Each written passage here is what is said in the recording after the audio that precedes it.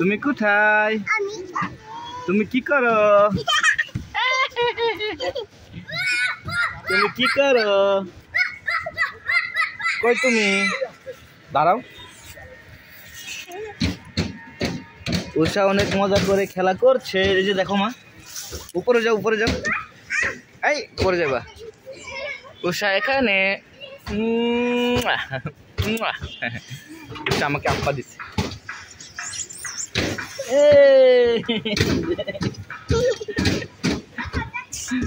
উষা খেলতে পারে।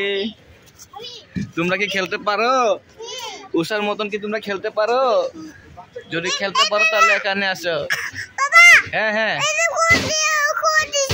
কল আসছে, দাঁড়াও আমি একটু পরে ধরবো, সমস্যা নাই। কল বাজতে থাকুক, একটু পরে।